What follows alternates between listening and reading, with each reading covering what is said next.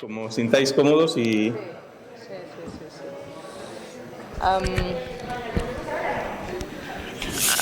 Hola, bon matí. Començarem, malgrat que hi hagi gent que encara està apurant l'esmorzar fins a l'últim moment.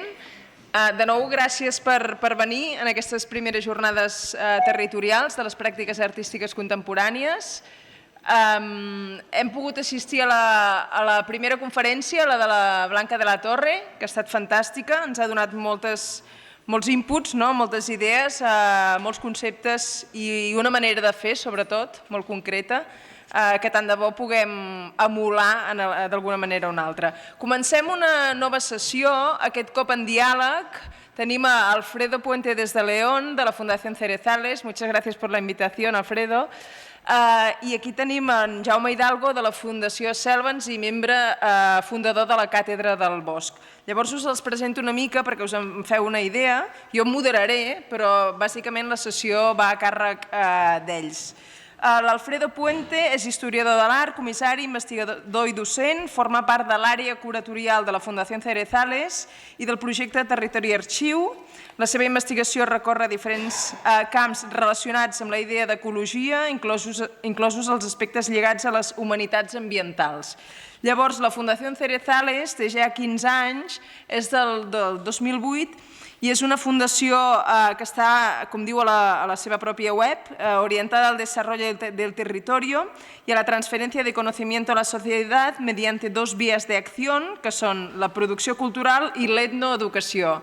A partir d'aquí elaboren tot un programa expositiu de tallers i formacions vàries on la gent del poble i del territori té un protagonisme especial. És a dir, que moltes de les accions que fan és en coproducció amb precisament la gent del territori. En Jaume Hidalgo, per la seva part, en una biografia que hem trobat, que hem pescat al vol, diu que els arbres van condicionar que decidís estudiar enginyeria de forers. Llavors, aquí hi ha qüestions molt personals que obvio, molt emotives de com la seva relació amb els arbres ha condicionat tota la seva trajectòria. El 1993 treballava com a responsable de Forest al Pallars, va signar una trentena d'acords de custòdia amb la Fundació Territori i Paisatge, que va ser una estratègia molt adequada per protegir els boscos d'utilitat pública que són inalienables. Gran part de tot aquest espai va ser l'embrió del posterior Parc Natural de l'Alt Pirineu. Crec que és important recordar aquestes coses. Del 2003 al 2011 va treballar com a coordinador de Medi Ambient i Territori a la Diputació de Girona i van impulsar una línia per la creació de reserves forestals a les comarques gironines, protegint-les en pagaments per serveis ambientals, i van crear al voltant d'unes 60 reserves. El 2007 neix la ONG, la Fundació Selvans, com a projecte de la Diputació de Girona. Selvans o Selvans? Selvans. I el 2011 va passar a l'empara de l'Institut de Medi Ambient de la Universitat de Girona. Aquest 2022 va ser un dels membres fundadors de la Càtedra del Bosc, juntament amb el catedràtic de Geografia Humana de la Universitat de Girona, Joan Noguer. És una càtedra molt nova, és a dir, que està tota per fer i, com us he dit abans, ens interessava molt convocar-los en aquest punt, també molt transversal, aquesta idea que ja apuntava la Blanca de la... Paso al castellano. Esta idea que apuntaba ya Blanca de la Torre de la transversalidad en las prácticas artísticas contemporáneas, donde lo etnográfico, lo ambiental, lo demográfico o ecosocial siempre están dándose de la mano. Y por lo poco que sé, y ahora nos lo contará mucho mejor Jaume, la Cátedra del Bosc tiene esta idea de transversalidad, ¿no? Un bosque no es solo un conjunto de árboles, sino todo lo que pasa por arriba, por abajo, por la derecha, izquierda y en el fondo, ¿no? Incluso podríamos hablar de la memoria democrática, los exilios en los bosques, etcétera, etcétera, ¿no? Es un ámbito muy rico y muy diverso. Por mi parte, yo soy Ingrid Guardiola, directora del Bòlit, y en el nuevo proyecto que empecé en mayo de 2021, todo lo que tiene que ver con lo ecosocial ha tenido su propia línea de programación. Es una línea de programación que se llamó De Rerum Natura, que es este breve poema de Lucrecio. y que se ha concretado en diferentes exposiciones y programas, como el de Petromasculinidades, que relacionaba los combustibles fósiles con el ecofeminismo o la construcción de las masculinidades tóxicas, Cap a les Deus, una gramática fluvial hacia las fuentes, sobre la cultura fluvial del territorio, también Insectódromo, junto a la Volta, que explorábamos el universo de los insectos, y en el 9 de junio inauguraremos Fer créixer plantas en l'obscuritat, hacer crecer plantas en la oscuridad, que es cómo nos relacionamos con la tecnología en un contexto de pobreza energética. Y el año que viene desarrollaremos un programa sobre el aire, que de hecho la Fundación Cerezales lleva ya unos cuantos meses con una de las residencias, digamos, vinculadas a este ámbito. Luego ya podemos abrir más la discusión a nivel de contenidos. Pero así de entrada me interesaba mucho que ambos, los dos, presentarais vuestras instituciones. Alfredo, tú la Fundación Cerezales, un poco cuáles son las líneas estratégicas, y ambos siendo tan específicos, ¿no? Y apostando por un proyecto editorial tan concreto, en lugar de decir somos un centro contenedor, un centro de arte al uso, sino que nos vamos a dedicar a la etnoeducación en el territorio, cómo se gesta esto, cómo se construye, cómo se acoge por parte de la gente y luego ya se desarrolla. Si quieres empezamos contigo. Y muchas gracias por aceptar que estáis en pleno montaje y esto siempre complica las cosas. Bueno, pues buen día a tothom, buenos días. Es para mí un placer acompañaros hoy en la sesión.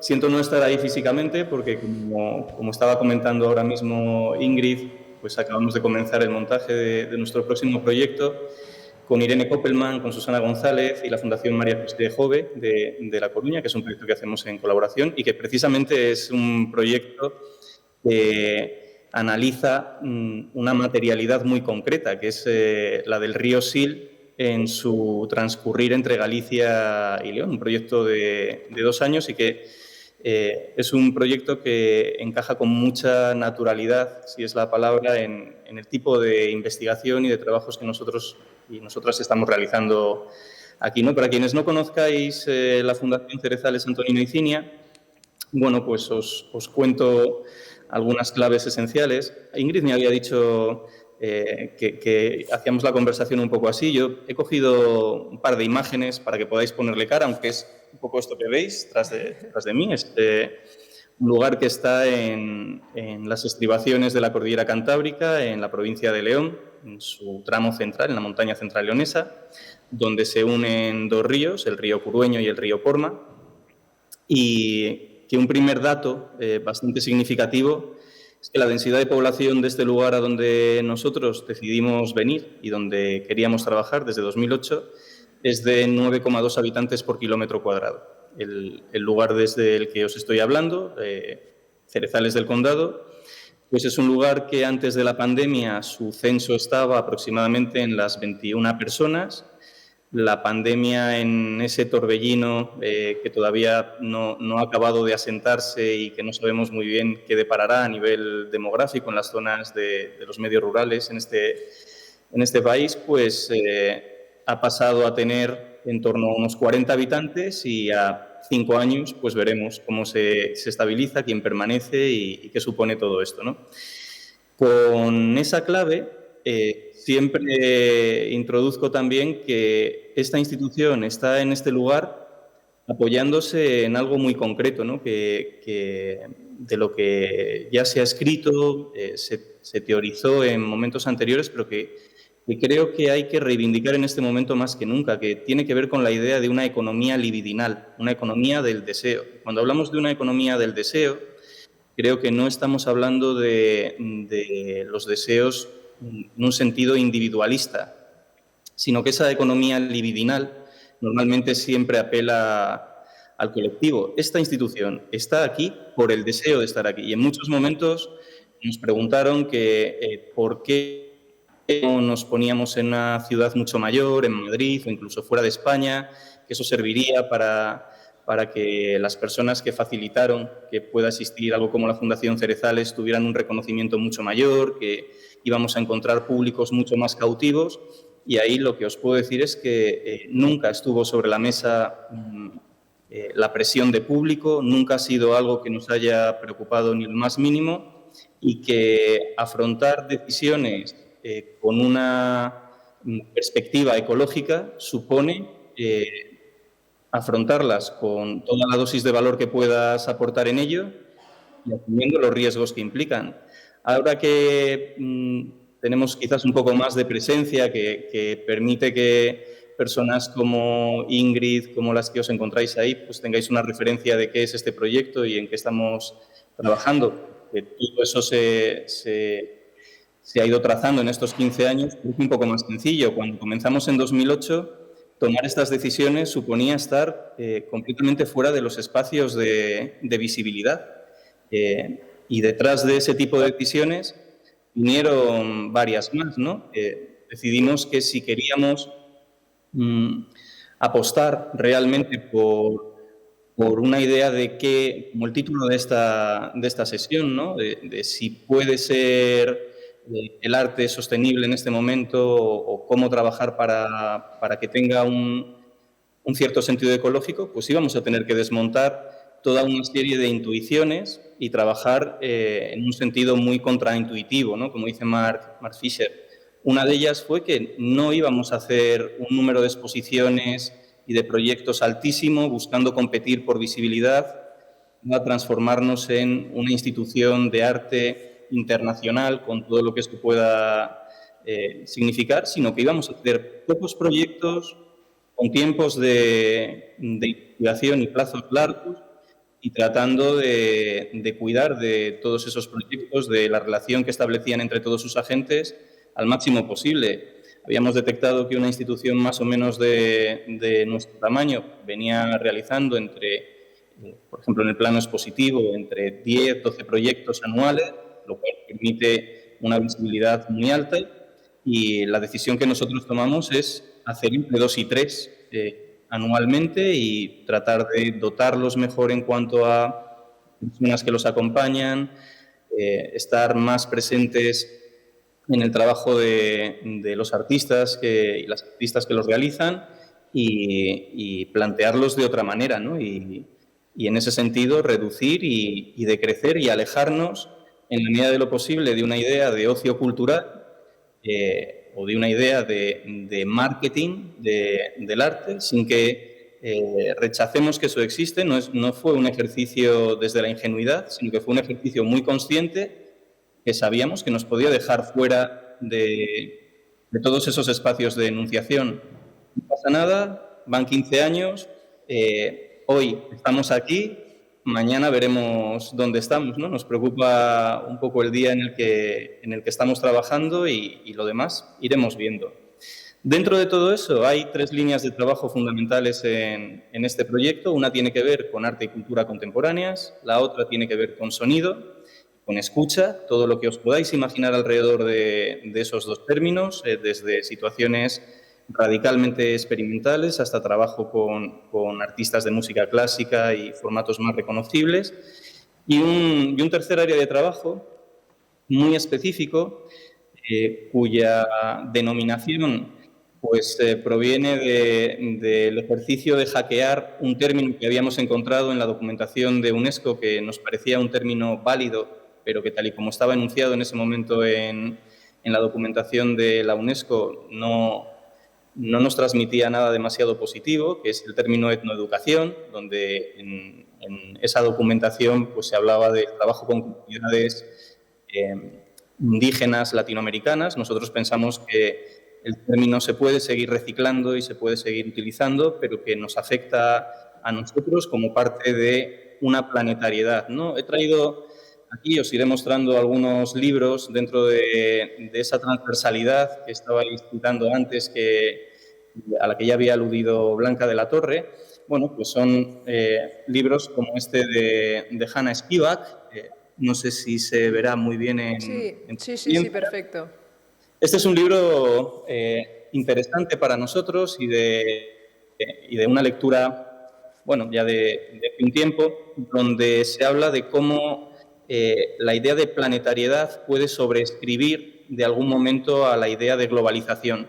y cómo la idea de planetariedad puede reunir una inteligencia colectiva que quizás se ha ido perdiendo, como todas y como todos sabemos, dentro de esos marcos tan agresivos y tan violentos, de violencia lenta, ¿no? Como dice también Nixon, de la globalización. Bueno, pues estos son un poco los criterios con los que intentamos trabajar en el área de etnoeducación. Por eso es bastante sencillo que si le echáis un vistazo a nuestros programas vais a encontrar el trabajo y labor que tiene que ver con la geología, con la etnobotánica, con la ornitología, con todas aquellas disciplinas que han servido para ver el mundo desde lugares como este, regladas, no regladas, formales, informales, que nos aportan personas que nunca han estado escolarizadas, personas que tienen estudios superiores y que de alguna manera determinan los niveles de dependencia de lo que significa vivir y habitar el planeta desde un lugar como este. Y nos sentimos muy apoyados en todo lo que aporta a la institución ese área de trabajo, fruto de la investigación que desarrollamos desde ese área. Pues en esta institución cultural hay programas de conservación de especies de animales autóctonas de esta zona, que quizás es algo poco ortodoxo en el trabajo cultural, ¿no? Hay en la institución pues 3 personas que están dedicadas a cuidar de estos animales. Somos un equipo de 11 personas en un pueblo, como os decía, de aproximadamente unas 2 docenas de habitantes. Se habla también de las escalas, que es importante cuando hablamos de todos estos temas. No se trata de que aterrice un ovni en la montaña de León y decida autorrepresentarse en el plano mundial o en el plano internacional del arte con un equipo que de alguna manera pudiese poner en riesgo esa ecología de convivencia, sino que el objetivo siempre fue tratar de entender cómo una institución cultural podía ser vecina de un pueblo de estas características. Y una cosa que aprendimos muy rápido aquí es que es imposible que nadie te referencie como vecino si no te afectan los mismos problemas que a él. Entonces, nuestros problemas tratamos de que sean los mismos problemas de las personas que viven continuamente aquí. Y desde ahí es desde donde operamos.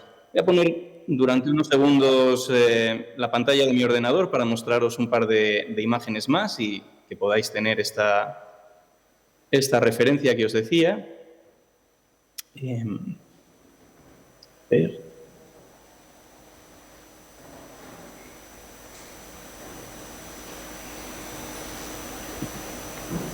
Vale.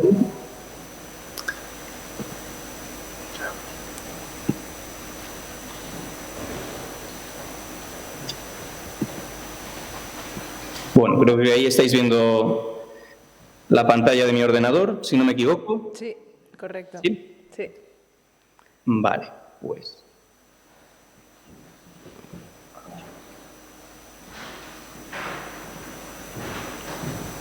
Esto, a ver,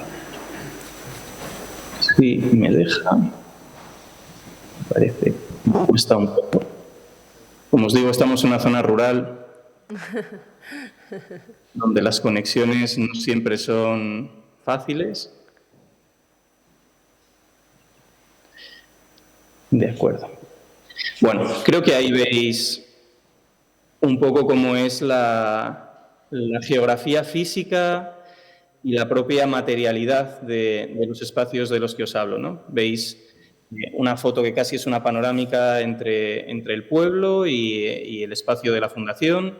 Lo que veis debajo son las antiguas escuelas de Cerezales del Condado, unas escuelas de los años 30 del siglo pasado, donde comenzó este proyecto y que en verano, cuando está toda esa imagen, pues tiene muchos niños y menores de 15 años.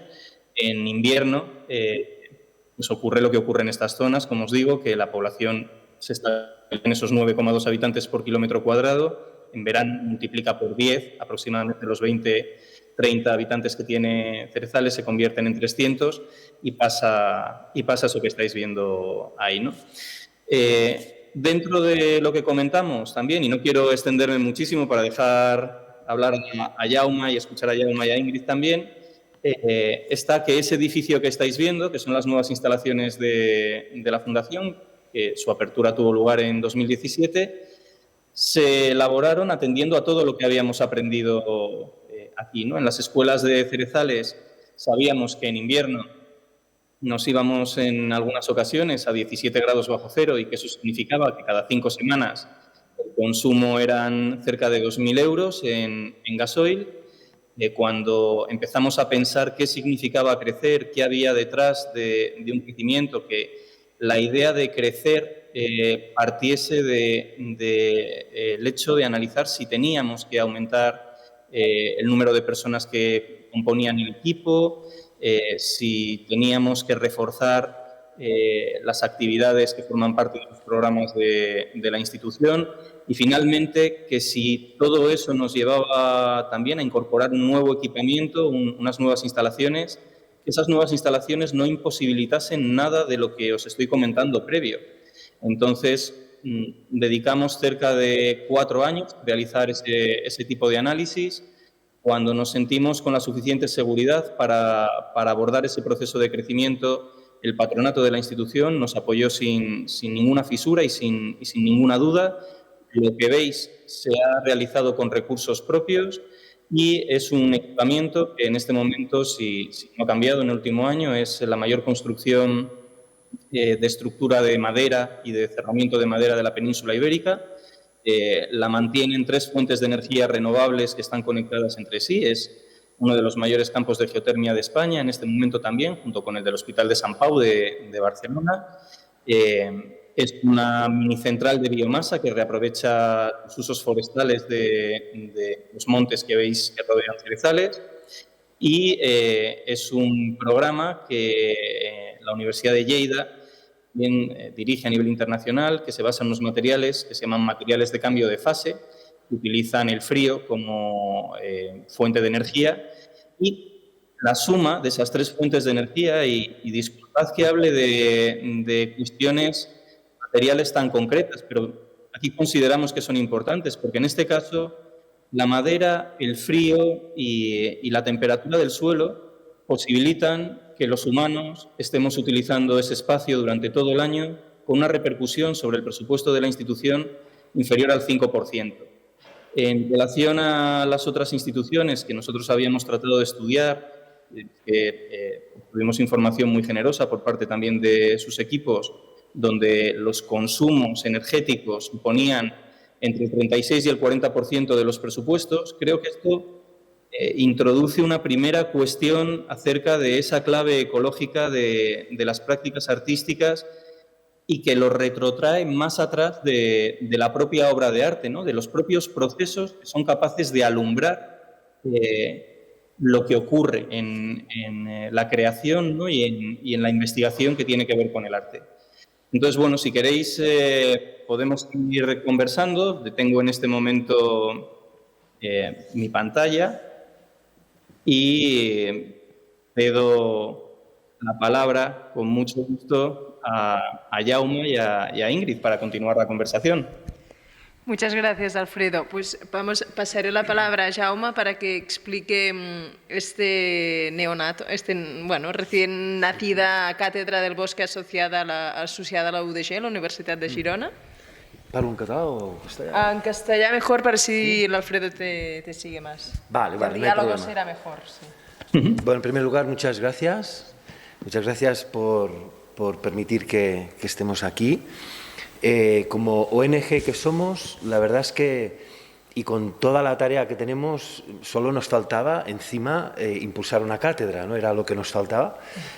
Pero la delegada para el rector para el territorio nos animó a crear la cátedra. No se sent? ¿Por qué? No se sent? Pots agafar el micro més a prop. Sí? Així, no? Aviam. Estàs bé o no? Sí, bueno, per aquí. L'agafo jo? Bueno, sí, no m'importa, No. Així no se sent? Així? No, ha de ser així. Ah, vale, bueno, ja faré el d'allò. Però bé, entonces, como vieron que la entidad pues estaba organizando cada año pues talleres, forums, ¿no?, entre los diferentes actores vinculados al trabajo que ahora os expondremos. También organizamos un congreso internacional sobre el potencial del bosque en la salud, de los bosques en la salud. El primero fue en Alemania, después en Austria, después aquí en Cataluña. Y bueno, fue como un milagro que saliera bien. Pues bueno, accedimos a crear la cátedra, ¿no?, que como espacio tecnológico, pues sabéis que es promover pues esta parte de la ciencia y acercarla a la sociedad, ¿no?, todo lo que tiene que ver con los servicios ambientales de los bosques. Tenemos el honor que la dirige Joan Noguer. La verdad es que estamos muy agradecidos y bueno, acabamos de nacer. Entonces, por ahora, el único patrón de la cátedra es Selvans, que os preguntaréis de dónde viene Selvans. Selvans era la divinidad etrusca de la protección de los bosques y intuimos que seguramente los íberos, como politeístas, ¿no?, también tenían la divinidad de los bosques y es muy fácil que se llamara igual. Lo que pasa es que como todavía no se ha podido transcribir, ¿no?, el etrusco, los pocos testimonios de escritos que tenemos del íbero, pues no lo conocemos todavía, pero intuimos que sí, que habría la divinidad ibérica de los bosques. ¿Cuál es nuestra misión? Nuestra misión es poner en valor los bosques centenarios, ¿no?, aquellos menos protegidos y más en riesgo de desaparecer, ¿no?, y que precisamente estos bosques se conviertan en una herramienta para dinamizar el conjunto del paisaje forestal, para restaurar espacios abiertos, para mejorar lugares o sectores de bosque que están colapsados, que son muy densos, jóvenes, entonces que se conviertan en un motor económico para el territorio. Y relacionando con lo que decía Alfredo, nosotros también nuestro sueño es que la sede de Selvans esté en el territorio y que algún día podamos tener una masía pequeña al lado del bosque, es decir, que solo al salir pues ya estuvieras en un bosque centenario, ¿no? Ahora por ahora nos han cedido una ala de una masía preciosa en un lugar realmente fantástico, en Sant Iscle de Colltort, a Sant Feliu de Pallerols, pero claro, todavía no es la sede. Por lo tanto, cuando lo hablabas, Alfredo, me has recordado que nuestro sueño también es este. Y para que, no sé, os vamos a pasar un vídeo que concentra algunos de los bosques que hemos protegido y lo hemos vinculado también con elementos de fauna, porque es importante conocer de qué estamos hablando, ¿no? Pensamos que estas imágenes van a ayudar a comprenderlo. Ai, no ho veurà ell, no? Si no fas compartir pantalla. Ah, perdó. Espera. ¿Es pot fer encara? Un moment, Para un moment. ¿Verdad que no lo ves, Alfredo? No, ¿Tú no lo ves, no, Alfredo, el vídeo? No, yo no lo estoy viendo.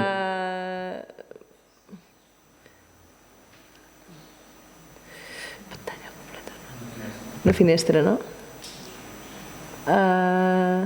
Uy. Si no, si me copiáis el link en el chat, puedo verlo también. A lo mejor es más sencillo. Vale, a lo mejor sí. Hacemos esto. Sí.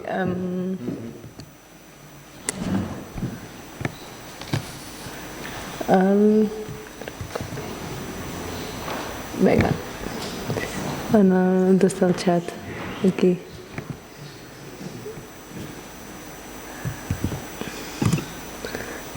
Aquí está. Sí. Tendrás que silenciarte un momento, ¿vale?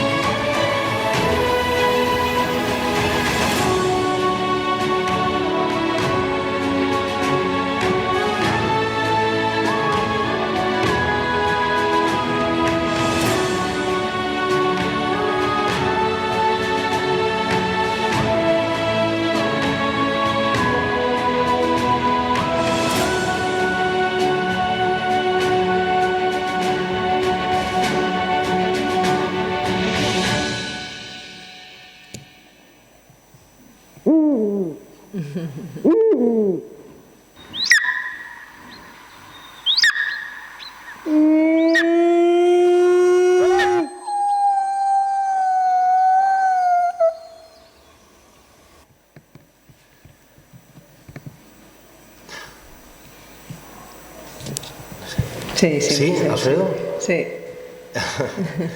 Bueno, es que tenemos una película y todo. Esto es como un, ¿cómo se llama? Un tráiler. Un tráiler. Y bueno, la reconexión porque, bueno, la pandemia nos lo ha demostrado, ¿no? Estamos muy desconectados de la naturaleza y pensamos que, o estamos convencidos que estos bosques más naturales, más, digamos, más complejos, son los más apropiados para reconectar con la naturaleza, ¿no? ¿Qué servicios ecosistémicos, qué beneficios nos aportan estos bosques más centenarios, ¿no? Voy a hacer una pequeña reseña. En cuanto a biodiversidad, de hecho son los ecosistemas terrestres más ricos en biodiversidad, los más valuosos, debido a que concentran grandes fustes, grandes troncos, ¿no? Que al descomponerse a través de décadas permiten que se dé una infinidad de formas de vida. También porque tienen cavidades de todo tipo y son refugio para nidificar a muchas especies.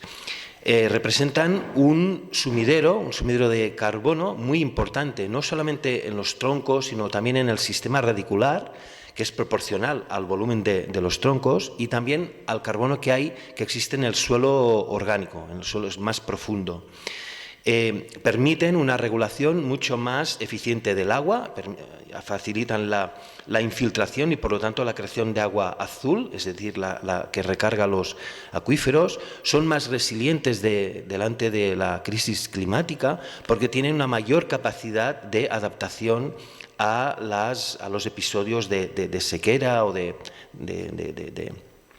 inclemencias meteorológicas. También son más resistentes a los incendios, tienen más humedad en verano y menos temperatura, y tienen menos discontinuidad del combustible porque están más, hay una densidad arbustiva menor. Son perfectos para la creación de activos de salud y bienestar, ¿no? Porque permiten más beneficios psicológicos debido a la majestuosidad y al efecto de protección que generan, pero también fisiológicos debido a la riqueza de la aerobiología, que es una infinidad de sustancias volátiles orgánicas que interaccionan con nuestro organismo a través de la piel o de la respiración y nos refuerzan el sistema inmune, etc. Para la educación ambiental son escenarios más completos y naturales para las actividades, ya no digamos los valores culturales que concentran, ¿no? Muchas veces son antiguas dehesas, contienen árboles monumentales que se dejaban para fijar los límites de las fincas o para atraer a aves o para firmar acuerdos, etcétera, etcétera. La dendrocultura en estos bosques es muy presente, ¿eh? Es muy, muy, muy, muy rica. También son bosques a veces relacionados con la espiritualidad. Algunos de ellos que han pervivido ha sido gracias a la actividad monástica o al sentido espiritual que han tenido, y ya relacionándolo con lo de hoy, son escenarios perfectos para la creatividad, ¿no? Para la inspiración. Se trata de la naturaleza más en estado puro. Estos paisajes que hemos visto anteriormente nos emulan a los paisajes Tolkien, ¿no? Muchas veces en las películas son bosques centenarios. Y, por ejemplo, la Sagrada Familia está inspirada en un bosque, digamos, catedral, con estos fustes enormes.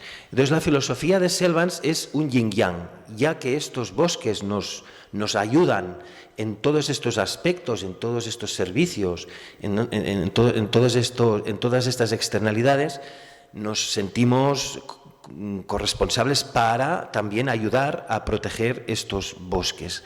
Entonces, hemos realizado una diagnosis y podemos decir que hoy en día en Cataluña hay protegido entre un 3 y un 4% de la superficie de bosques, que pensamos que es muy baja y queda muy lejos del 10% que nos fija la Comisión Europea que tendríamos que tener protegida, que ahora la nueva ley de restauración de la naturaleza en Europa postula un 20%, pero también hay debates internacionales que se debería proteger el 30% del planeta, con lo cual deberíamos proteger el 30%. Estamos muy lejos y además estamos viviendo los últimos años una corta muy preocupante de bosques centenarios. Yo, que siempre estoy por el territorio, pues estoy viendo cantidad de tractores, de camiones con unos troncos muy grandes de encinas, de robles, etcétera, y estamos perdiendo exponentes muy importantes que tendrían que formar parte de esta red que tenemos que tejer, ¿no? Entonces, mecanismos que trabajamos para preservar estos bosques, estos sectores, son los instrumentos de ordenación forestal de fincas forestales, la creación de reservas en los espacios naturales de protección especial, iniciativas de custodia para compensar a la propiedad forestal económicamente para que no corten estos reductos de bosque, que muchas veces además ayuda a enriquecer el mosaico, porque lo que fomentamos es que este pago por servicios ambientales se reinvierta en recuperar espacios abiertos y en mejorar estructuras densas, como hemos dicho anteriormente. Herramientas que tenemos, por ejemplo, tenemos Compensa Natura, que es que si una industria, por ejemplo, tiene ocupada 2 hectáreas, que nos ayude a preservar 2 hectáreas de bosque maduro. O intentamos impulsar un crédito ecosistémico basado en el carbono, pero también en el tema del agua. Es complejo, esto va a llevar su tiempo, pero estamos poco a poco avanzando en este reto. Y también estamos fomentando una red de bosques con funcionalidad terapéutica. Impartimos un posgrado con la Fundació Universitat de Girona de Bosques y Salud, y de ahí nutrimos los guías o las guías que nos ayudan a realizar estas actividades en los bosques. Y por último, pensamos que el arte, ya tenemos un antecedente, una experiencia muy interesante cuando estaba en el Pallars, donde desde el Centre d'Art i Natura se promovió que artistas de diferentes ámbitos pues, se inspiraran en bosques maduros para crear obras en sus distintos estilos, ¿no? Y el resultado fue espectacular. Pensamos que estos escenarios con estos grandes troncos, con estas formas, ¿no? Tan recargoladas, ¿no? de los troncos, ¿no? Los líquenes, los musgos, los hongos que se dan, los helechos, estas cavidades, ¿no? Toda esta magia, este efecto cueva, ¿no? Porque son bosques muy transitables en ellos, ¿no? Este ecosistema más completo, esta ancestralidad, etcétera, etcétera, pues son buenos espacios para crear arte y que, ¿por qué no?, ayuden a preservar algunos de estos exponentes. Y también nos sentimos corresponsables con lo que está sucediendo en otras partes del planeta, que es mucho más grave de lo que acontece aquí, porque aquí, con todo lo que hemos hablado, la superficie de bosque se ha incrementado, aunque es un bosque con menos calidad, pero se ha incrementado mucho. En cambio, hay partes del planeta donde las junglas se están cortando. De hecho, la pérdida de bosque es el causante de un 20% de las emisiones de gases de efecto invernáculo. Entonces, antes también tenemos que hacer los deberes aquí, ¿no? Pensamos que es un porcentaje muy reducido de protección como para exigir a estos países que protejan pues, la mitad de sus bosques. También deberíamos predicar con el ejemplo. Y bueno, esto es una lluvia de ideas de lo que hacemos desde Selvans. Gracias. Muchas gracias. Y yo creo que sigo un momento con Jaume para intentar vincular más, para hacer una lluvia de ideas o lo que habéis hablado con Joan de proyección de cuáles son las funciones que debería hacer un poco la cátedra. hay un artículo muy interesante de Mariona Farré en el que recordaba un texto del doctor Martí Boada que decía que Cataluña había más de 20 oficios vinculados al bosque. En català sería carboners, traginers, pagaires, quadrajadors, etcétera, etcétera. Y para mí también una de las riquezas del bosque es esa biodiversidad de oficios y biodiversidad lingüística, ¿no? Que entiende el ecosistema como un ecosistema, como un lugar conectivo, ¿no? Donde todo está conectado el uno con lo otro. Tú hablas de corresponsabilidad, también hablamos de conectividad, que es lo que salía en vuestro tráiler, y desmontan así el mito de las prácticas autónomas o autonomistas, de que yo hago lo mío aislado del mundo y ahí empieza y termina mi propia práctica. Y entonces creo que a nivel metodológico, a nivel imaginativo incluso, no tanto vinculado a las formas visibles, ¿no? del bosque como espacio de representación, sino a las formas, esas formas de entender la vida mucho más complejas. Creo que aquí sí que hay mucha inspiración, digamos, y mucho de lo que aprender en el terreno de las prácticas artísticas contemporáneas. Y la pregunta sería, en ese caso, como ejercicio también de imaginación, incluso con la complicidad de Alfredo que os puede, y de la gente de la sala, que os puede dar alguna propuesta de cuáles podrían ser estas funciones de la cátedra más allá de lo que sería la sensibilización, preservación de los bosques maduros. Solo unos instantes, porque al hilo de lo que le escuchaba a Jaume, y estirando la mano, esto, Jaume, puedes confirmar que no está preparado, pero me aparecía por aquí un libro como el de George David Haskell, de En un metro de bosque, y que tiene que ver con cómo se entrelazan también pues parte de los programas que intentamos pensar aquí en relación a todo lo que estabais comentando, ¿no? A cómo crear imágenes nuevas, necesarias, y imágenes que, de nuevo, de una manera un poco contraintuitiva, ¿no? En contra de todo eso que escuchamos permanentemente de la saturación de la información, de la saturación de las imágenes a las que estamos sometidos, pues quizás hay que pensar que realmente lo que nos ocurre es que nos faltan las imágenes que necesitamos para contarnos de acuerdo a otra narrativa, ¿no? En este momento, en el siglo XXI, a 2023, en un planeta que tiene otro tipo de dificultades. Este es un libro que ocurre, en el que ocurre eso, pero del cruce de ese libro con libros como este, que habla de los usos del suelo en otro tipo de culturas, en otro tipo de colectivos, que llevan aprendiendo de esos servicios ecosistémicos de los que estáis hablando mucho tiempo, de oficios como estos, que son los oficios no visibles de la historia, estigmatizados, caricaturizados, pero que han tenido mucho que ver con que existan esos bosques centenarios o que existan los tiempos.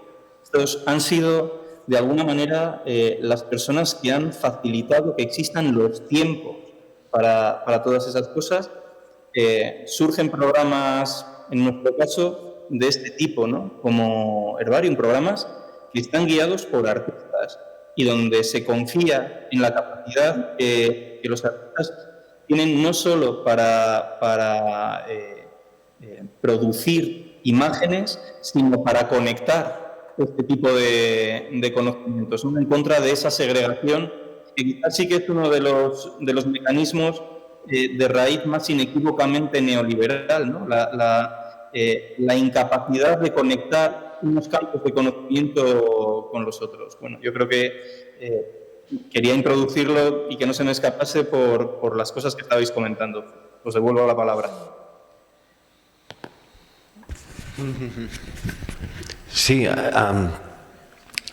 de hecho el bosque tenemos un reto importante que es adaptarlo a las circunstancias que se avecinan y a lo que es la sostenibilidad, sin duda. Y podemos decir que hay tres grandes necesidades, todas ellas con un vínculo con todo lo cultural y artístico. Una primera línea es estos espacios más abiertos, pastoreados, ¿no? es muy necesario de recuperar, de que exista una discontinuidad entre las masas forestales para evitar grandes incendios forestales. Otra línea es esta gran superficie de masas jóvenes y densas que hay que mejorar. Pues ahí hay una capacidad productiva muy importante y es donde todos estos valores culturales en parte se pueden recuperar. Va a ser difícil todo lo que había en su momento porque, claro, los usos han cambiado muchísimo. Pero bueno, es una línea que hay que abordar y el reto es hacerlo bien y con criterios de sostenibilidad. Y luego hay esta tercera línea que es la que por ahora estamos trabajando desde Selvans, desde la cátedra. Claro, por ahora los contenidos de la cátedra son más quizás técnicos, ¿no? De criterios, de por qué es necesario preservar este tipo de bosques y las herramientas y bueno, ahora con la cátedra pues es como una apuesta de abrirnos a esta proyección más cultural y creativa. Si hablamos de sostenibilidad, yo creo que uno de los elementos clave es el tiempo. Ambos habéis comentado, bueno, tú Alfredo, que habéis invertido los indicadores y que pasáis de esos 10, 12 proyectos a 2 o 3.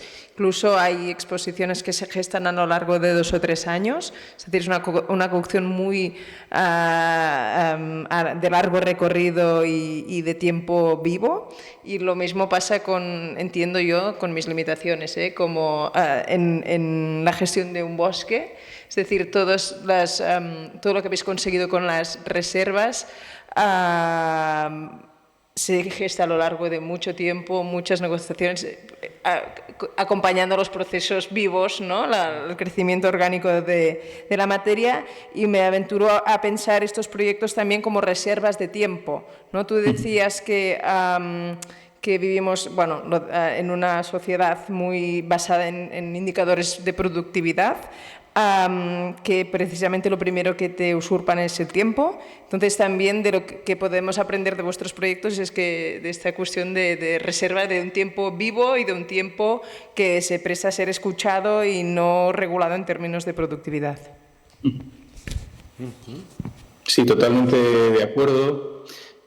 Partiendo también quizás de las experiencias que hemos vivido aquí, pues puedo deciros que lo que comenta Ingrid lo hemos podido apoyar, por ejemplo, en decisiones como que si buscáis la actividad de los 2 o 3 primeros años de la institución, veréis que es una actividad pública muy baja, muy residual en nuestro caso, porque lo que pedimos como equipo y fue perfectamente comprendido también por todos los órganos de la institución, fue tiempo para no hacer nada. Simplemente porque si quieres escuchar, y escuchar es hacer mucho, tienes que dejar de hacer otras cosas. Y no puedes estar produciendo en términos, una vez más, de una cierta idea de mercado del arte o de planteamientos, vamos a decir, de ocio cultural, sino que tienes que estar escuchando en los ritmos y en los tiempos de lo que significa escuchar, básicamente porque escuchar es luego también básico para poder contar y para poder contar de manera colectiva, no de manera individualizada. Aquí una idea en extensión de esos usos del tiempo está que esos usos del tiempo muchas veces hablan de dependencias mutuas, de mutualismo, de la manera en la que espacios tan frágiles tienen una posibilidad de sobrevivir y de seguir adelante. Entonces, bueno, para nosotros ese cambio de usos del tiempo entendíamos que la manera más honesta y más ética era que comenzase por nosotras y por nosotros mismos. Y que eso iba a ser otra de esas decisiones contraintuitivas que nos iba a sacar de los espacios de visibilidad, y cuando estás fuera de los espacios de visibilidad empiezan a no funcionar todas esas métricas que comentaba ahora Ingrid, ya no sale el ratio de inversión barra por persona o que las métricas se convierten en muy ficticias. Mirad, un ejemplo de esto que os digo es que a veces nos resulta gracioso ver un ejercicio un poco paternalista, que entiendo que se hace con muy buena intención cuando nos invitan a estar presentes en alguna mesa redonda con instituciones que son muchísimo más grandes que la nuestra. Para que os hagáis una idea, la Fundación Cerezales tiene un presupuesto anual en torno a los 600.000 euros para todo lo que hace, para actividad y demás. Nos invitan a ver con pues, de escalas mucho más grandes y se casa ¿cuánta gente va a Cerezales, a la fundación, a ver sus trabajos, sus conciertos, sus exposiciones, lo que hacéis? Y salen, ¿no?, esas cifras, ¿no? Pues aquí vienen, en esta institución, 4 millones de personas, en esta 2 millones de personas. A Cerezales vienen 25.000 un año normal. La gente se dice, no, pues 25.000 está muy bien para... Bueno, pues las cifras pueden ser muy mentirosas, porque yo siempre devuelvo la pregunta diciendo, bueno, y en el caso de estas instituciones, ¿cuántas veces están presentes en ella multiplicada por 15 la población que vive en el pueblo?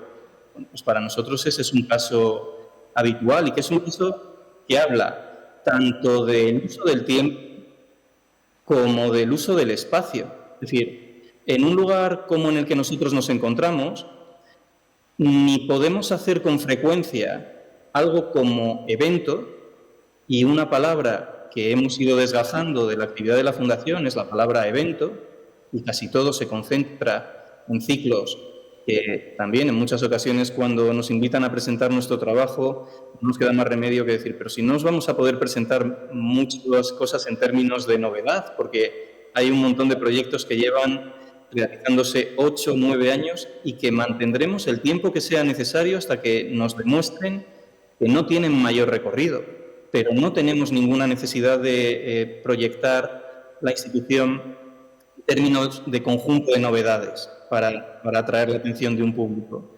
Entonces, en ese caso, si nosotros atendemos a una de las actividades que tienen una mayor afluencia en el año, que está relacionada con la astronomía, que es un ciclo que habla del conocimiento astronómico de este tipo de lugares, ¿no?, y cómo se conservaba entre la gente, y a la que vienen 800 personas, pues traer 800 personas a un pueblo de 25 habitantes significa inundarlo con 400 coches.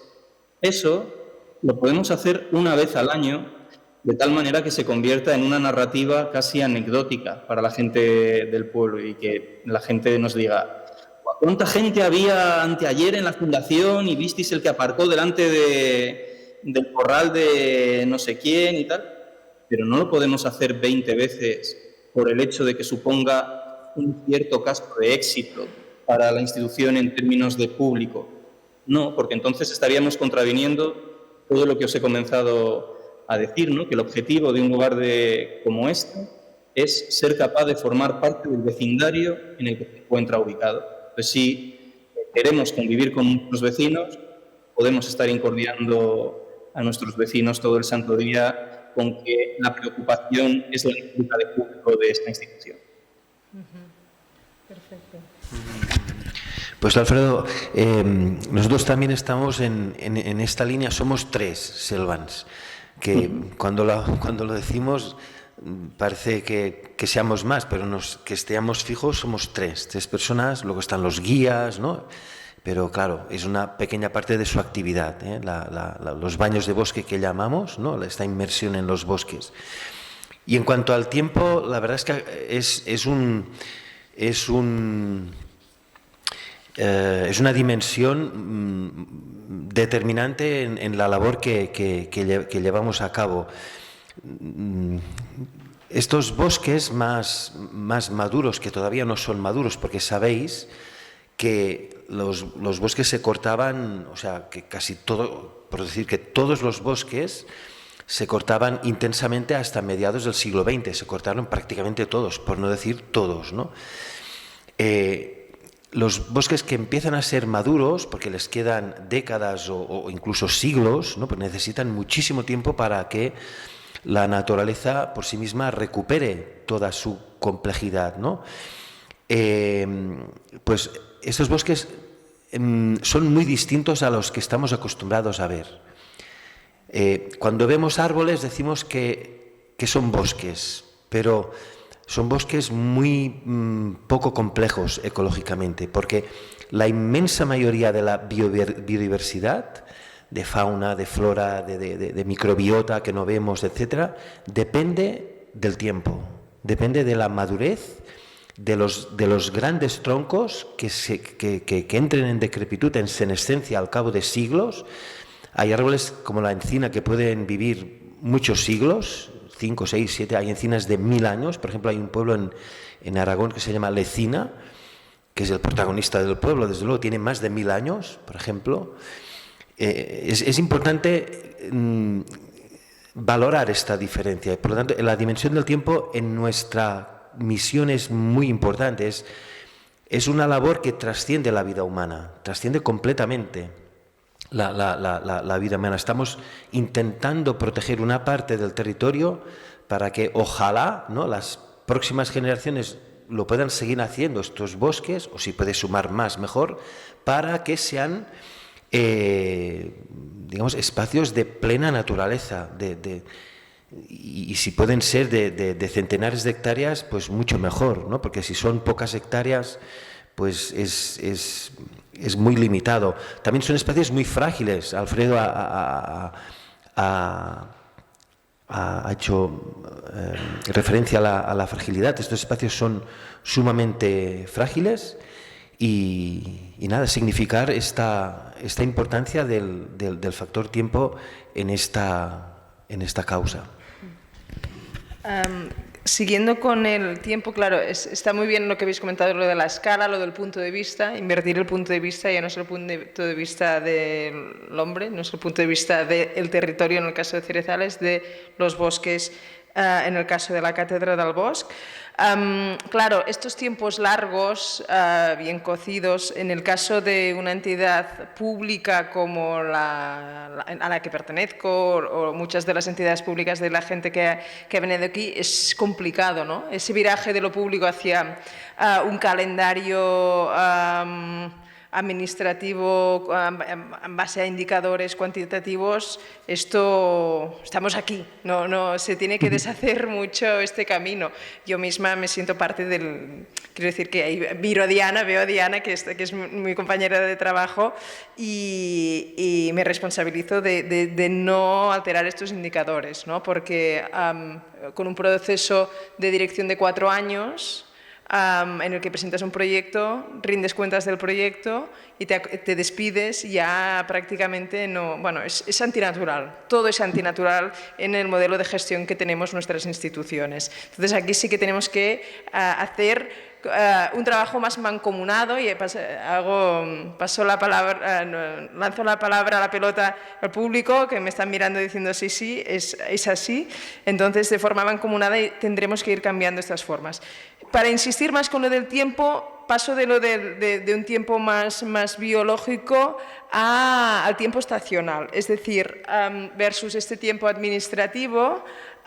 Cuando nosotras hacíamos proyectos más vinculados a lo vivo, por ejemplo, el proyecto Insectodrum, que con la Volta, que ahondaba en el mundo de los insectos, nos dimos cuenta que el calendario no lo marcábamos nosotras, sino los insectos. Entonces ahí cambió nuestra forma de proceder. Entonces, ¿cómo planteáis la relación con la estacionalidad en vuestros proyectos? Y en el caso de Cerezales también esa estacionalidad artificial, que es la del veraneo, es decir, esta reconversión del pueblo en los periodos estivales.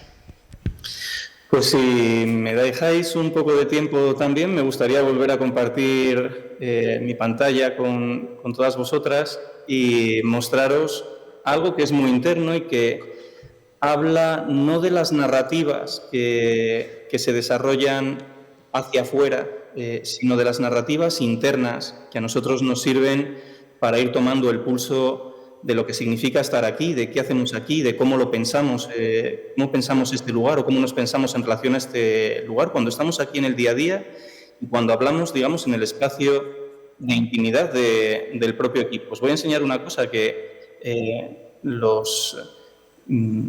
responsables de tecnología de la Fundación se enfadarían mucho si ven que os la estoy enseñando, pero me vais a guardar el secreto, ¿vale?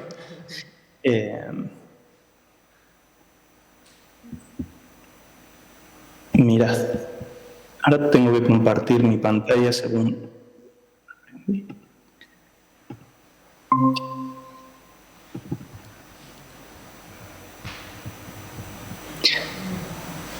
Voy a mostrar el sistema de archivo de la Fundación en el que trabajamos durante... ¿Lo veis, verdad? Sí. ¿Vale? En el que trabajamos durante más de 2 años y que desde hace prácticamente 10 pues nos sirve para entender cuáles son nuestros procesos aquí. Si yo elijo una palabra que tenga que ver con lo que significa estar aquí y que podría haceros la pregunta a vosotros para que la eligieseis, pero bueno, voy a elegir yo una.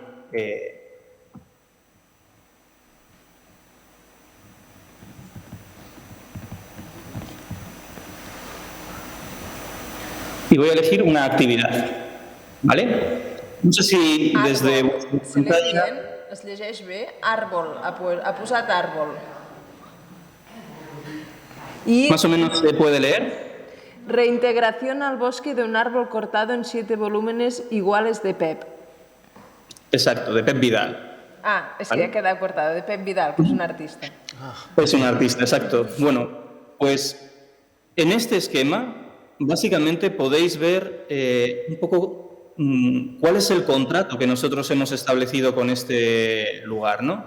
Veis que existen una serie de líneas troncales, vais a ver que se van iluminando en verde, que nos permiten narrarnos, y aquí cuando hablo de narrarnos... ¿Puedes citarlas, Alfredo? Porque no se leen Sí, bien. Es una son maravilla. análisis de contexto, cultura contemporánea, educación y programas públicos, etnoeducación, sonido, territorio, archivo. Veis árboles con el tipo de actividad. En este caso se trata de una actividad con no humanos. Veis humanos o asociaciones de humanos que están relacionadas con esta actividad y en calidad de qué rol desempeñan. Pep Vidal como artista, la Galería ADN como prestador, Rosa Yáguez en la curaduría, yo también, Zaida en la coordinación. Veis no humanos en la... se acaba de ir. Recupero. Volvéis a verlo, ¿verdad? Veis los no humanos, que es el chopo de Pep Vidal, y preguntabas por la temporalidad. ¿En relación a qué temporalidad? Bueno, ¿veis aquí arriba este cuadro que se está iluminando en verde? Sí. Bueno, pues esto es nuestra agenda, realmente. Y veis que la agenda no está dividida en 15 de mayo, 2 de la tarde, que también, que es algo que se solapa con esto que os estoy mostrando ahora, pero realmente la narrativa interna de nuestro trabajo aquí tiene que ver con estas palabras que fueron muy detenidamente analizadas en este tiempo de trabajo de 2 años que os comento, con gente como Jorge Blasco, quizás le conozcáis también porque trabaja en los anarchivos y en todo lo que tiene que ver con archivísticas extendidas allí en Cataluña, pero que son situaciones que hablan de lo excepcional, de lo estacional, de cosas que en estos medios rurales pasan a veces o a menudo o siempre, ¿no? Y que nos van permitiendo caracterizar cada una de estas actividades y que nos permiten describirlas a través de las imágenes que generan y de cómo Alfredo, se va te paro un dando momento. Las categorías, lo que él ha dicho eran las categorías temporales vinculadas. A veces, nunca, estacional, excepcional, Eso es. etcétera, ¿eh? Igual que los estados, si son cosas que están en proceso o en suspenso o que ya han sido realizadas y que nos permiten ir narrando todas estas cuestiones en todos los términos necesarios, porque si yo despliego estos árboles de una actividad con no humanos, vais a ver que tiene que ver con todas las cosas que detectamos aquí, con hacenderas, que son sistemas de trabajo que buscan poner tiempo al servicio del común, de lo comunal de estos pueblos, si son cosas que tienen que ver con sebes, con semillas, con siegas, con el cuidado del territorio, con el clima, que es algo de lo que al final de esta conversación me gustaría también poder hablar un poco, ¿no? Porque tengo la impresión de que si tuviéramos que hablar de manera colectiva de un cromatismo que se va desplegando en todo lo que estamos comentando, pues seguramente el color predominante en este momento de la conversación sería el verde, ¿no?, en la cabeza, pero detrás de mí están pasando nubes que también hablan en términos de bosque, que también hablan en términos de ese tipo de ecosistema y que nos llevan hacia otros cromatismos y que nos llevan hacia otra forma de pensarnos y otros proyectos. Voy a dejar de compartir mi pantalla y os voy a ahorrar esta locura de ventanas que se abren y se cierran y nos llevan hacia proyectos más recientes como este de Jussi Parikka, de Dafne Dragona, Words of Weather, y que a nosotros siguen resultándonos campos útiles porque hablar del clima es hablar de la capacidad de generar climas. Las instituciones culturales, los procesos artísticos, los colectivos informales que operan en el término de la cultura son agentes transformadores del clima en el que nos movemos y nos comportamos a través de mecanismos en ocasiones muy sencillos, mecanismos que tienen que ver con esto que estamos haciendo ahora, que es hablar, que nos vamos hacia lo que comentaba antes Ingrid. Hablar no deja de ser una manera de mover aire con la voz, pero que si somos capaces de confiar en lo que ellos suponen y de asumir con valentía lo que significan la creación de este tipo de espacios colectivos, son mecanismos capaces de cambiar el clima social.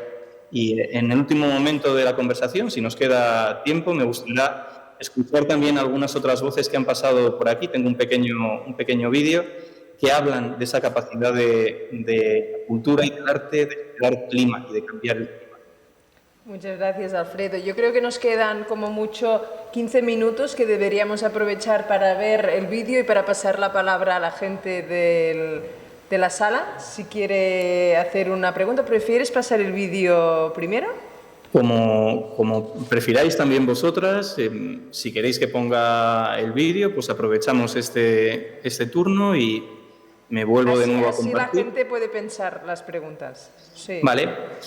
Mirad, lo que vais a escuchar, para darle un poco de contexto, es un fragmento de un filandón. Hay 3 palabras importantes para entender el uso de los bosques que hay detrás de mí, del territorio, de lo que pasa con la relación entre lo humano y lo no humano en esta zona. Una palabra es concejo. El concejo es un sistema de gobernanza local del concejo del pueblo, que el concejo o al concejo pertenece cada casa que tiene humo. Es decir, no es simplemente quienes hayan nacido aquí, no tiene ese sentido tan marcadamente identitario, sino que tiene que ver con quienes habitan este lugar.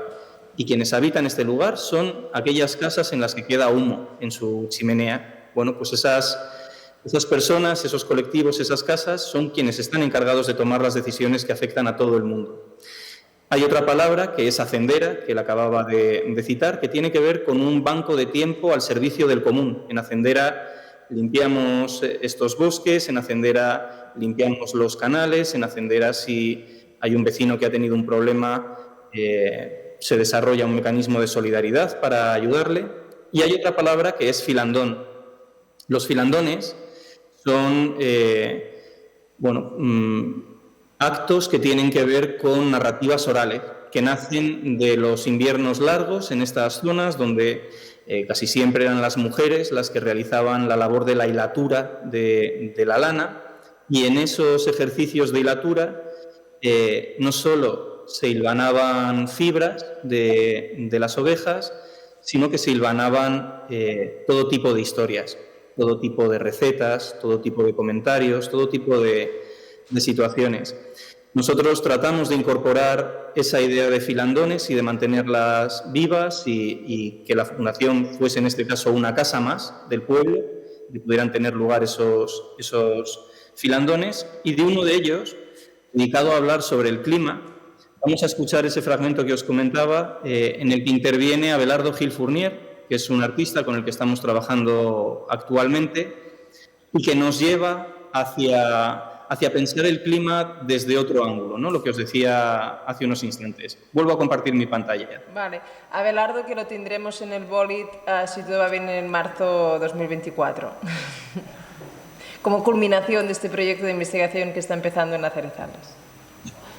¿Ves? Hablando de conectividad. Perfecto.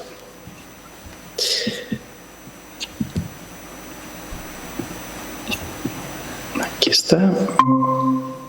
¿Veis de nuevo mi pantalla, verdad? Sí. Espero que se escuche bien. Buenas tardes a todos. Al hilo un poco de lo que cuenta José Luis, creo que a mí me llama mucho la atención el hecho de la reunión misma, ¿vale? O sea, el estar reunidos para hablar de las nubes, ¿vale? De la meteorología, del clima, y sobre todo la primera parte de estar reunidos, el haber creado el hecho de estar reunidos para hablar, ¿vale? Siempre pensamos en tradición oral, lo primero que se nos viene a la mente es aquello que se cuenta en estos entornos, en estos contextos de tradición oral. Pero es cierto que algo que se olvida son los contextos mismos de la tradición, y lo que ocurre aquí es casi, bueno, lo contrario, se pone como de punto de partida el filandón, ¿vale? Es el formato, el hecho de que nos reunimos y esta cosa. Y esto me parece muy interesante porque hablamos y hablamos de temas, pero nuestro hablar tiene ciertas exigencias.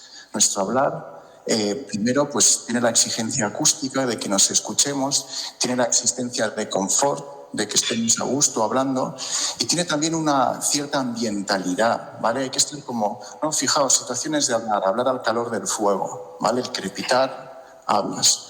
Recuerdos personales míos, por ejemplo, las tardes y las noches frescas de verano, cuando después de un día muy caluroso se apaga el sol y la piel te agradece, todos los sentidos te agradecen, y parece que tú, como una expresión de ese agradecimiento corporal, pues te pones a hablar, como si fueras una planta.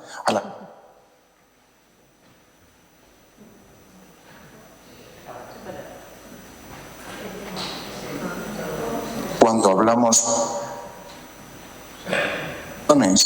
hablamos moviendo el aire, o sea, cuando hablamos somos en cierto sentido meteorología en movimiento, y por el otro lado, porque el hecho de que hablemos es también algo que cuidamos y que en cierto sentido está meteorológicamente en peligro. Y aquí pues hay que pensar pues en esta situación más o menos extraña, ¿no? De que un día de marzo pues haga este día tan de mayo, ¿no? Y aquí hablaríamos, ¿no? Ya lo hemos comentado en el día de hoy, ¿no? Lo de si marzo mayea, mayo marcea. Pero sabemos que hay otras escalas también, ¿no? Sabemos que están ocurriendo otros procesos y que, por ejemplo, que hoy es el día de la huelga, ¿no? Por el cambio climático, ¿no? Y me parece muy interesante que esto ocurra, que el filandón sea una expresión también frente al cambio climático. Porque, y eso es lo que, bueno, pues os propongo para pensar y un poco para recordar no solo las historias, sino los contextos, y cómo esos contextos son a veces creadores de climas, no solo climas humanos, sino climas atmosféricos. Es una idea así muy, si queréis, un poco abstracta, y si queréis os la refino os la formulo con una pregunta que lo concretiza, lo hace más concreto. Por ejemplo, las rimas que José Luis que han aparecido aquí, el toque de campana como un ritmo humano hecho sin sonido. Ahora la tradición oral es algo distinta. Cuando vemos a las personas cuando hablan, pues mucha gente habla a un aparato, aprieta el botón, envía, hay otra persona que recibe el mensaje, 2 minutos después contesta, ya no es una rima, le ha enviado una frase, un fragmento de una idea. La conversación se continúa, en medio ha sido interrumpida, y la tradición oral esta, que también es tradición, pues es muy distinta. ¿Qué ocurre? La tradición oral del WhatsApp esta cosa, además de que comunicacionalmente es muy extraña para los que nos hemos criado en otras, tiene muchas exigencias. Tienes que tener un teléfono que tiene unas baterías, que tiene calor cuando lo tienes en el móvil, tienes que tener servidores que están por allí en Alaska, que necesitan agua fría para enfriar los ordenadores. Es decir, estás utilizando el clima para hablar. Y eso me parece muy interesante para añadir a la parte de contar historias. ¿Contamos historia? Voy a detenerlo ahí para dejar tiempo suficiente, pero es un buen espacio para poder transmitiros de qué aprendemos, con qué tratamos de generar esos imaginarios. A veces toda la materialidad que utilizamos es hablar y poner tiempo al servicio de hablar y de crear ese clima. No siempre es así, no nos consideramos modelo de nada, participamos de los mismos problemas que ha estado comentando también Ingrid, y muchas veces hemos aprendido que las palabras éxito y fracaso, bueno, no son más que dos pequeños fantasmas que a veces son un poco puñeteros, ¿no? Y tratar de mantenernos al margen de todo ello. Así que dejo de compartir la pantalla y ojalá que haya intervenciones y que podamos seguir hablando un rato más. Muchas gracias se ha cortado un momento, pero bueno, más o menos hemos seguido toda la intervención de Abelardo y su diatriba sobre el habla como acto meteorológico, cosa que está muy bien. Muchas ganes d'empezar a treballar ja con ell. Si algú de la sala té alguna pregunta, tant per en Jaume o per l'Alfredo, algunes qüestions... Sí, amb el micro perquè... Hola. Sí. Para todos un poco, que antes se ha hablado, hay muchas cosas interesantes que habéis dicho y creo sobre todo que la sostenibilidad o el tiempo de lo no humano y la creatividad son dos cosas que justamente comparten eso, necesidad de tiempo y espacio. Y eso me ha gustado mucho dentro de la conversación. Pero lo que quería plantear es cómo dentro de vuestras prácticas, sea desde el ámbito de más de la relación con el bosque, en la cátedra y más en Cerezades, ¿cómo tratáis la relación que hay con estos trabajos tradicionales que, digamos, viven de la extracción o del detrimento de lo que es la sostenibilidad, de alguna forma, que van en contra, que es una tradición que se coge de una forma de hacer, que se aprovecha de los recursos sin tener en cuenta el conjunto, por decirlo de esa manera. No sé si entès la pregunta. Sí, vols començar tu? Yo regular. Bueno, o sea, ¿qué relación tiene con las prácticas, digamos, tradicionales? Se hablaba antes de todas estas, ¿cómo se llaman? Que se me van las palabras. De todos estos oficios ligados al bosque, ligados incluso al pueblo donde están Cerezades, ¿no? De esa conservación, ese clima, esas relaciones que se ligaban. Pero hay una parte de estos oficios tradicionales que se alimentan justamente de mermar todo esto de lo que estamos hablando ahora. Entonces, claro, hay una parte que está muy bien conservar, está muy bien tener en cuenta y que no está bien que desaparezcan, pero hay toda otra parte tradicional que bebe de, por decirlo así claro, joder todo lo demás. Sí, desde nuestra faceta... en fin, no son buenas noticias en este sentido, que los usos tradicionales pues prácticamente se han perdido en su mayor parte. Incluso podríamos decir que estos bosques que intentamos proteger, que es debido a que hay árboles grandes, ¿no?, que muchas veces vienen de antiguas dehesas, es decir, que había un uso digamos, compartido entre lo que es el pastoreo y el trasmocheo, que se cortaban las ramas de los árboles para el rebaño, ¿no? O árboles que que han pervivido porque pues por diferentes motivos culturales eran necesarios para traer árboles, porque se ponía el muérdago o eran límites entre fincas, ya lo hemos dicho antes, pero hay muchos motivos. Claro, estos motivos o árboles que también se preservaban cerca de las viviendas, de donde vivían las gentes, ¿no? En el diseminado urbano. Pues claro, todos estos usos lamentablemente ya no están. ¿Y qué está ocurriendo ahora? Que muchos de estos árboles se están cortando porque se ha perdido el conocimiento, se ha perdido la raíz, el porqué de por qué se preservaban estos árboles. O incluso hay casos que, por ejemplo, tejos que se están cortando porque se confunden con abetos, por ejemplo, ¿no? Porque tienen la hoja parecida.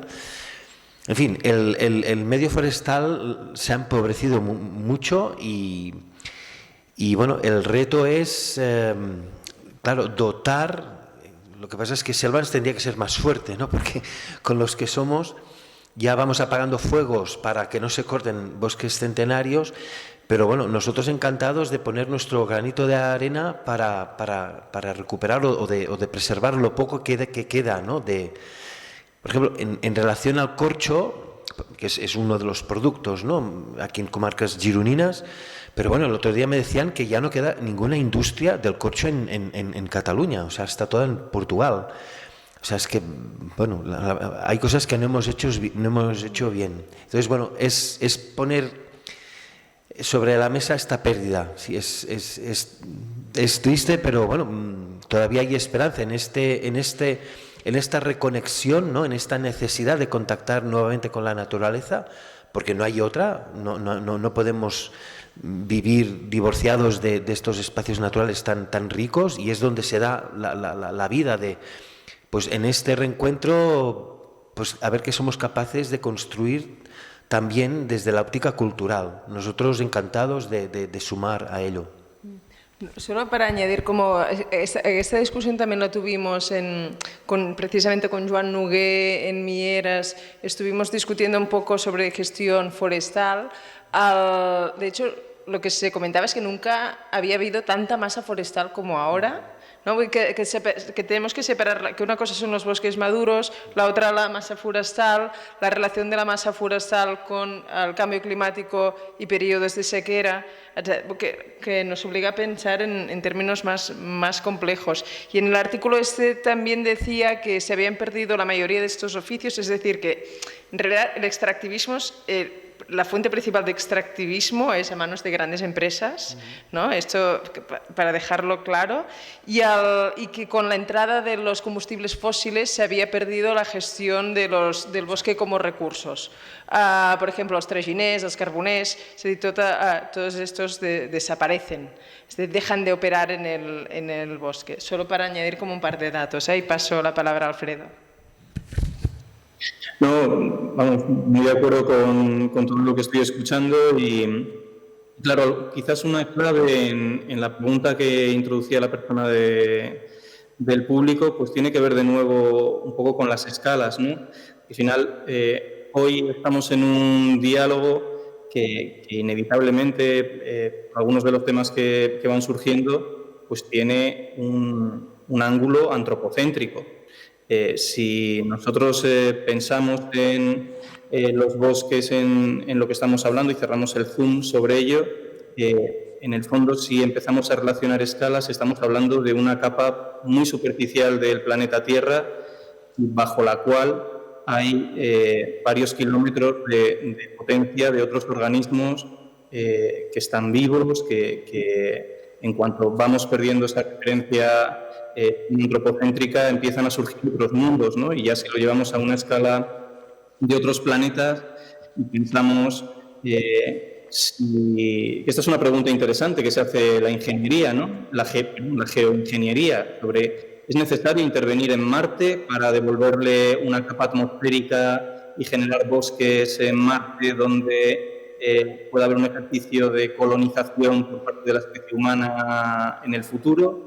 Bueno, son preguntas muy difíciles de responder, pero en las cuales yo la clave que no perdería de referencia es de esos usos de esos bosques, o esos usos de esas piedras, o esos usos de esos metales, o esos usos del aire, ¿en qué nivel generan espacios de desigualdad?